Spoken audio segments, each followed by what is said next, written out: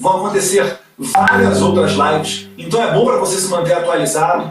Muitas pessoas me perguntam e reclamam da falta de informação, então tá aqui o nosso canal, a nossa transparência, tá? Doutora Karina Arcufa tem conduzido esses trabalhos. A gente sabe que é árduo, mas vale lembrar que Jair Bolsonaro mesmo defendia que o partido não fosse criado para as eleições desse ano, para que não se repetisse o problema dos caroneiros que nós tivemos no PSL. Jair Bolsonaro tem um nome forte, as pessoas cada vez mais têm se expressado, né, em ideias convergentes com a dele.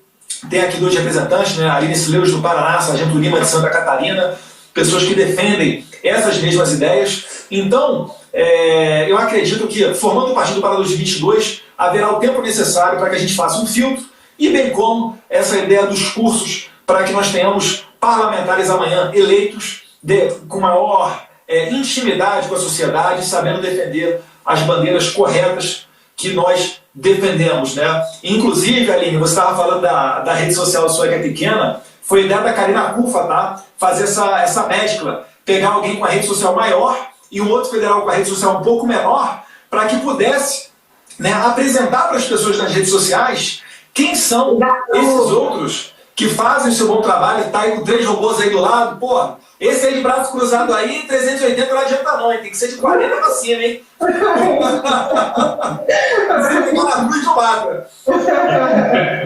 Não, mas sério, vamos marcar depois para fazer essa live, vai ser um prazer. Aproveitar, inclusive, esse período de pandemia, né? Ó, a rede da deputada SLEU, a gente acha, ó. Pô, também quero. Uhum. E também deixar um aviso para as pessoas que estão achando que 2018 foi um tsunami que elegeu Jair Bolsonaro e que esse tsunami já passou. Eu penso de maneira contrária. Eu acho que depois de 2018 nada será igual. A gente está vendo aí, por exemplo, o WhatsApp. Eu vou dar um exemplo do WhatsApp, mas serve também para as outras redes sociais. O WhatsApp, antigamente, ele tinha um envio ilimitado, né? Você podia encaminhar a mesma mensagem ilimitadamente para centenas de grupos. O que o WhatsApp fez? Restringiu para apenas 5.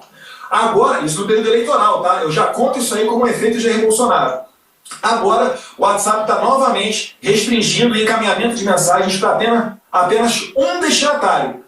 Repara, ele nem quer saber se é fake news ou se não é fake news. Ele está restringindo para um destinatário. A pergunta que eu faço, alguém arredou o pé do WhatsApp? O Twitter bloqueou, excluiu postagem do presidente. Alguém aí ficou menos estimulado? Eu acredito até que é pelo contrário, né? A pessoa ficou mais indignada e cada vez mais essa robozada não para de crescer, né? Eles se enganam achando que vão fazer com o CPMI da fake news nos intimidar. Estão indo aí para cima de um assessor meu que tinha um perfil anônimo de humor chamado Bolsofeios. Eles sempre nos acusam de fake news, mas eles não mostram um post sequer. Sabe por quê? Porque o Bolsofeios era um perfil que botava foto minha quando eu era cabeludo, tinha 15, 16 anos de idade, tirava um sarro ali. Quem quiser botar no Google e ver lá nas imagens, né, posts Bolsofeios, vai ver do que eu estou falando. Então, né, eles sabem disso, eles sabem que o nosso apoio é voluntário, eles sabem que o nosso apoio ele é espontâneo. As manifestações hoje em Brasília, e as que ocorreram no resto do Brasil, poxa, o PT, nem se ele quiser pagar com um pouco mortadela, ele vai conseguir fazer uma manifestação desse tipo. Eles utilizam a desculpa da pandemia para não fazer manifestação. E deixa o recado, não existe impeachment de presidente popular. Bote isso na cabeça. Se esses caras pudessem, já teriam passado o cerol no Jair Bolsonaro. Não conseguiram e não vão conseguir. É por isso que eles sequer apresentam, né, uma proposta de impeachment. Um pouquinho mais adiante aqui, a Aline falou bem, né, da frase do Edmund Burke, que tem várias variações delas.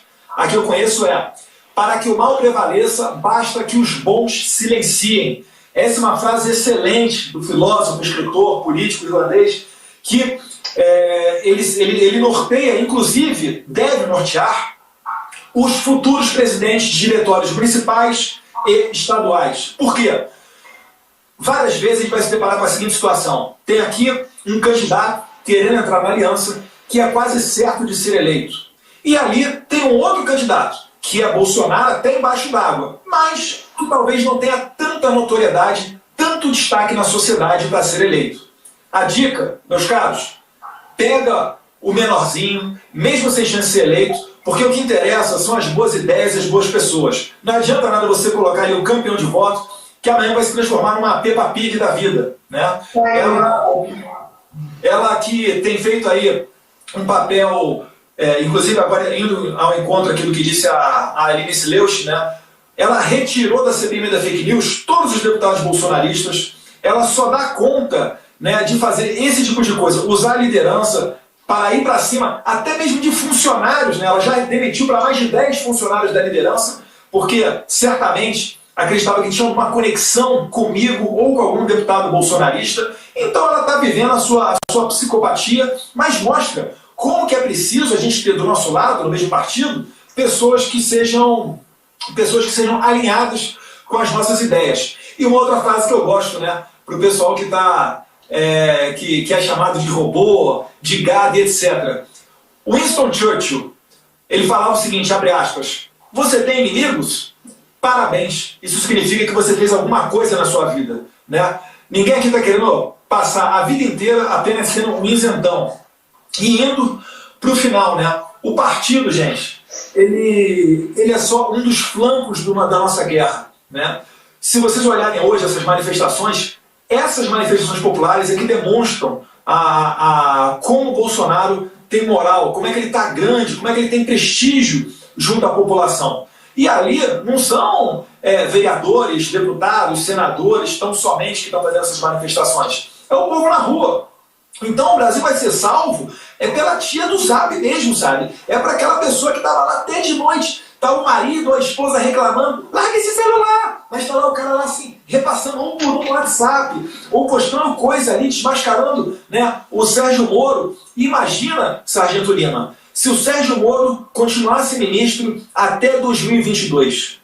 Porque o Moro está se mostrando um excelente, né, sujeito político, traindo o presidente da República, mostrando 15 meses de WhatsApp, e certamente ele mostraria 4 anos de WhatsApp se ele seguisse no mandato até o final de 2022. Então foi uma grata demissão a do Moro. Quem já convivia ali nos bastidores já conseguia perceber de maneira mais forte que ele fez um bom papel no combate à corrupção, um bom papel na Lava Jato, mas como ministro realmente estava complicado, né? Botar pessoas como Ilona Zabor dentro da estrutura do executivo, né? Ser assessorado, ter assessoria de imprensa da nora da Miriam Leitão e depois assessoria de imprensa da ex-assessora de imprensa do Álvaro Dias, vai ligando os pontos. Então, realmente, o Moro foi uma decepção muito grande. Quem tem provas não precisa ficar horas fazendo depoimento. Ele apresentaria essa carta até mesmo para o Jornal Nacional e naquele triste capítulo em que ele printou as conversas da sua afilhada e soltou para o Jornal Nacional da Rede Globo, a gente sabe com que motivo. E o pior, Aline, no dia anterior, ele deixou vários deputados propositadamente, na minha opinião, propositadamente na mão. Por quê? Porque naquela quinta-feira, 23 de abril, deputados como Daniel Silveira, Carlos Jordi, tiveram a informação da assessoria do Ministério da Justiça que Moro não sairia do cargo de ministro. Porém, nessa mesma quinta-feira, a Folha de São Paulo estava soltando, né, uma breaking news. Moro vai sair do Ministério da Justiça. Então o que o pessoal fez? É só mais uma fake news da Folha, né? O pessoal vive querendo antecipar a demissão de ministro. Lembra lá da Eliane Cantanhede, da Globo News, que demitiu com 2 semanas de antecedência o ex-ministro Vélez, da Educação? Pois bem, na sexta-feira, enquanto ainda se aguardava com esperança de mais uma reunião entre o ministro Moro e o presidente Jair Bolsonaro, para saber se chegariam a um nome comum, um nome de consenso, para diretor-geral da Polícia Federal, o que o Moro fez? Foi fazer uma coletiva de imprensa, deu uma coletiva, se vocês repararem, quase nunca olhando para as câmeras, quase nunca olhando para a cara dos jornalistas, sempre olhando para baixo, lendo e etc., o que demonstra uma falta de sinceridade, bem diferente do pronunciamento do presidente Jair Bolsonaro, que 4 horas depois, e foi excelente, Jair Bolsonaro deixou 4 horas depois para que algumas máscaras mais caíssem. E aí ele veio colocando a sua versão dos fatos, totalmente convincente, falando do coração, porque quando você tem a verdade ao seu lado, você não precisa, né, ficar pensando no que vai falar e nem ficar lendo. Então esse é o recado. Obrigado pela força, Aline Sileucci. Poxa, Sargento Lima, saudade de Santa Catarina. o estado aí que talvez tenha a melhor qualidade de vida do Brasil, um povo altamente armado e altamente criminalidade baixíssima, né?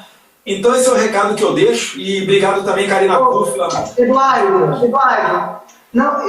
só faz uma fala especial para o povo paranaense, que aqui está rodando nos 3 últimos dias uns postzinhos com a foto do seu pai, dizendo que ele falou mal do povo paranaense, e nós, deputados paranaenses e da base do governo, temos falado que mais uma vez eles distorceram o que seu pai falou no discurso, que ele falou que o Moro levou a equipe do Paraná, que ele teve a livre opção de escolher e tal, e que não é só no Paraná que tem técnicos bons e tal. Em nenhum momento ele quis ofender ou dizer, eu sei disso porque eu sou paranaense, tenho o maior orgulho de ser paranaense. Agora aqui, todos os adversários estão usando de má fé e tentando jogar o povo paranaense contra o nosso presidente, e eu tenho falado arduamente contra isso e tenho falado inclusive para a população que nós já estamos vendo a verdade, porque no primeiro dia realmente foi um baque, nós tínhamos uma credibilidade, uma confiança, um carinho, um respeito muito grande pelo nosso juiz Moro, pelo ex-ministro, e que as coisas, infelizmente, as máscaras caíram e enfim, a tristeza caiu aqui por terra no Paraná por alguns dias. Mas, exatamente. O que acontece? Essa fala do Jair Bolsonaro, obrigado até, Aline, porque eu não sabia dessa repercussão negativa no Paraná, mas foi exatamente isso. Porque é o seguinte, o argumento utilizado para que não se permitisse que o delegado classe especial, Ramagem, fosse nomeado para diretor de Polícia Federal, é porque ele tinha uma intimidade com o presidente da República, porque os filhos conheciam o Ramagem. Aí o presidente falou, ora, e o Moro fez o quê? Quando ele assumiu o cargo de ministro da Justiça, ele levou ali com ele as pessoas que ele conhecia. Quem são as pessoas que ele conhecia? São as pessoas do Paraná. Né? Então é basicamente isso. Né? E o presidente seguiu um pouco mais adiante, falando inclusive do ministro Alexandre de Moraes. Ele ressaltou que é notório o saber jurídico dos ministros do STF, mas por que Alexandre de Moraes foi nomeado por Temer e não outro brilhante jurista brasileiro? É por causa da proximidade. Então é algo natural quando você vai nomear. Certamente, Aline, se amanhã você for presidente da República, alguns desses que estão com você aí serão seus ministros ou pessoas de confiança, da assessoria jurídica. E a história de Jair Bolsonaro é semelhante da sua. Né? Do interior de São Paulo, Vale do Ribeira, próximo ao Paraná, chegou onde chegou e ele nem acredita. Se você olhar o vídeo no YouTube, ele chegando na cidade natal dele, né, em Eldorado, de helicóptero, ele vai às lágrimas, né? Poxa, como que uma pessoa veio de um local tão humilde e chegou onde chegou? Então, fazendo certo, falando a verdade, todos nós podemos. Isso aí.